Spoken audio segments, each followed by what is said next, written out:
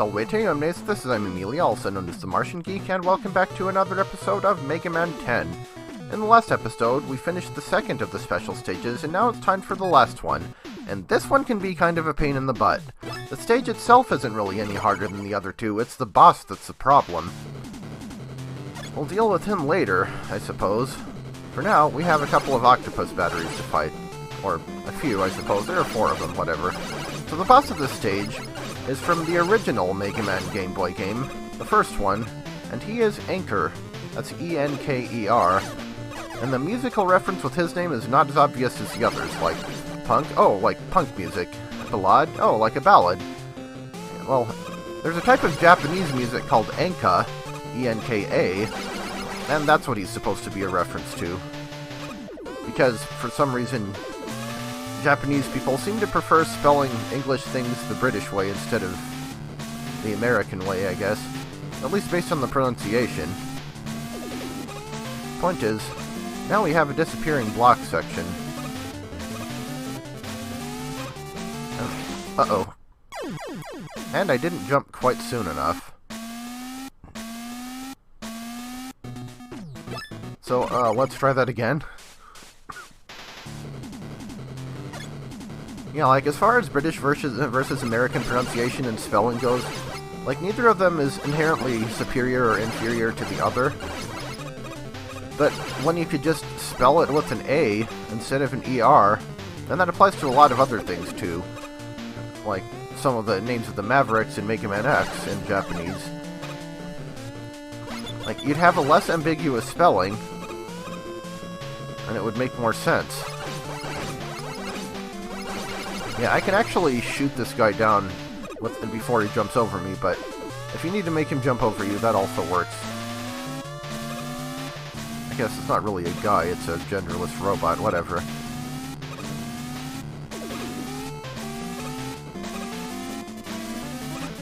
Up and up. So this last section is the trickiest. You need to be aware what order these blocks go in and when. And I wasn't. I panicked or something and jumped off the block too early. Yeah, that is probably one of the trickier bits of this stage. That disappearing block section.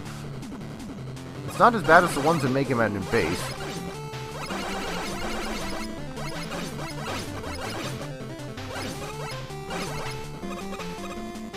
But anyway...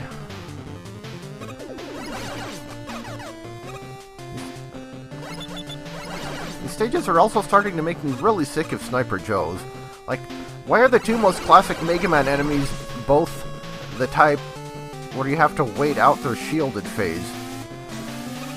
Sniper Joes and Mets, like those are pretty much the only commonly recurring enemies in these games that appeared in the first Mega Man.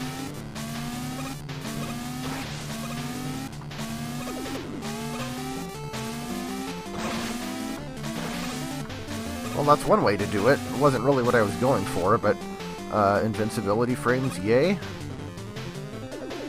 So here, you can either jump to the right or to the left. Beware of the spikes in the middle. If you jump all the way to the left, you can avoid having to fight this enemy. So that's the best option for speedrunners.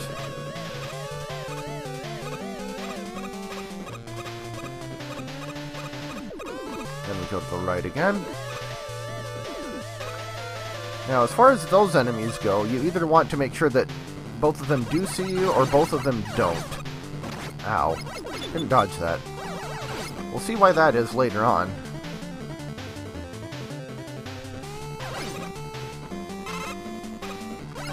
See what I mean about the Mets? And now we have these enemies from Blade Man stage, and Wily stage 2, I guess. More Mets. And we come down to another purple area. This stage doesn't really seem to be divided the way Plugman stage is, where, geographically speaking, it makes sense for there to be 2 different parts. Also, Slug Mets. And you're safe from both of the Sniper Joes here. This is also a good time to find out that you can shoot through their shields. But don't jump into them like I just did. Ah, I respawned the other one.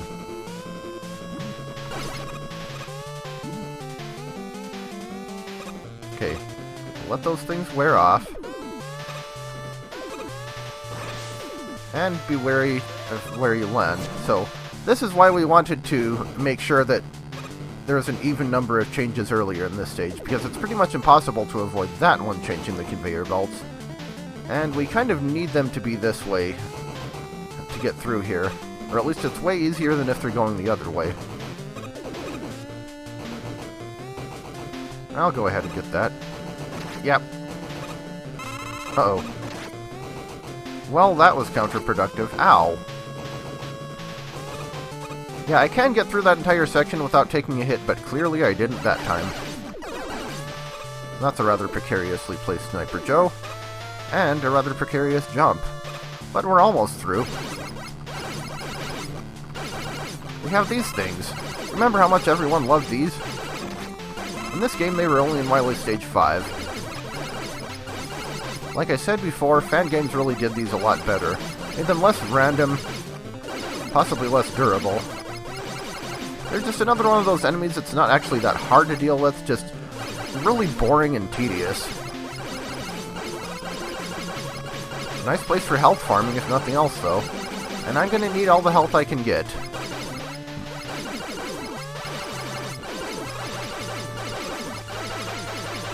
Move! Out of the way! I imagine that this part would really be bad for speedrunners. I wonder if there's anything that would take these out quicker. Probably not the water shield. Triple blade, maybe? Alright, full health for Enker. Oh, and you know what? Speaking of weapons, I forgot to show off the one we got from Punk. It is the Screw Crusher. It goes in an upward arc, and it has a lot of ammo. Look how many shots it took for that to drain even one unit. So if nothing else, it certainly has that going for it. But we're going to be switching to Ballade Cracker, because that is Enker's weakness. I tried to fight him with just the Buster, and I didn't even come close. He's one of those bosses that's annoyingly random.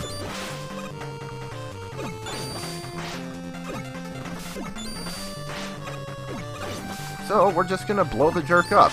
If he's not willing to fight fair.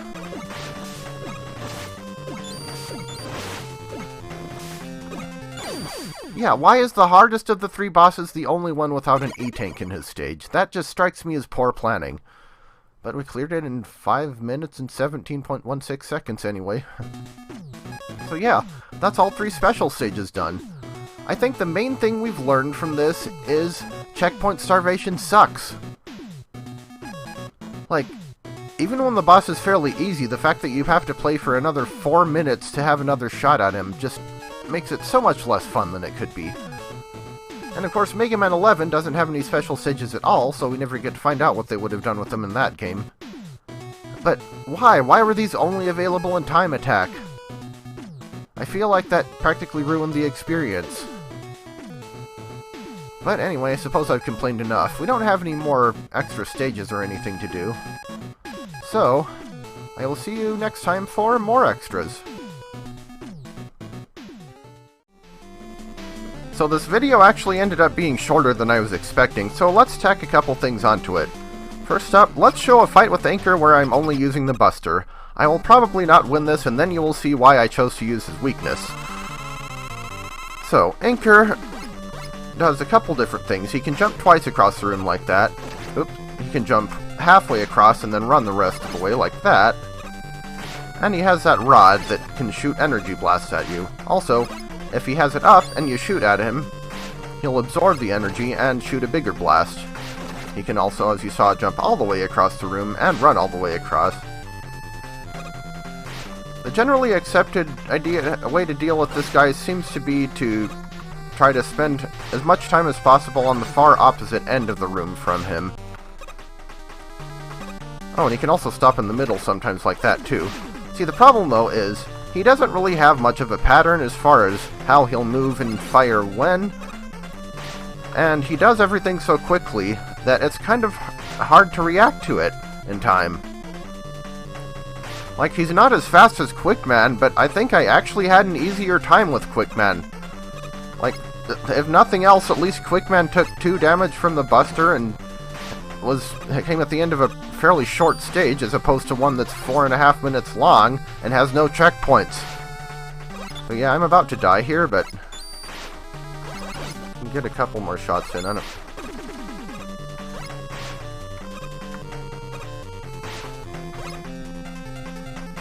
Maybe I wasn't aggressive enough earlier.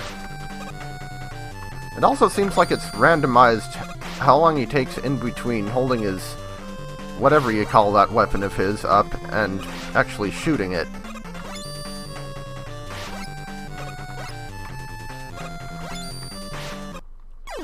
And yeah. And he still had half his health left. So yeah, you see why I wanted to just use his weakness. So, what would I say is the best order to do the special stages in? Well, I would say that depends greatly on how many weaknesses you feel like using. If you're not fighting any of the bosses with special weapons, then there's no reason not to just do them in numerical order, especially since that way you get the hardest one out of the way first. That also applies if you're the type of person who tends to have an easier time with bosses than stages, because Enker's stage is really not that bad, it's the boss that's the problem. If you're willing to use Enker's weakness but neither of the other two, you can do like I did and do them in reverse numerical order, so 3, 2, 1. And if you're planning on using 2 weaknesses, obviously you can't use all 3 because the loop has to start somewhere, then I would suggest 3, 1, 2. Ballade is still the easiest of the 3 to fight Buster only, so he's the logical choice for doing first. He also gives you the best special weapon of the 3. Punk's is okay, mainly good for hitting things at awkward angles, and Enkers is kinda situational. Go figure, the hardest boss of the 3 gives you the least useful special weapon. I will say though, if you don't feel like doing the special stages, don't. They're optional content, they don't add anything to the story, and you can skip them without missing much. They're basically like super Wily stages, so if that doesn't interest you, don't bother. I would, however, highly recommend doing them if you plan on tackling hard mode. Starting that off with 3 extra special weapons, not to mention having 3 additional ones to pull out in tricky situations, will definitely give you a leg up. As for me personally, they're alright, I guess. They're less pointless than Mega Man 9's special stage. I just wish they hadn't been exclusive to time attack mode. I feel like that sucked a lot of fun out of them.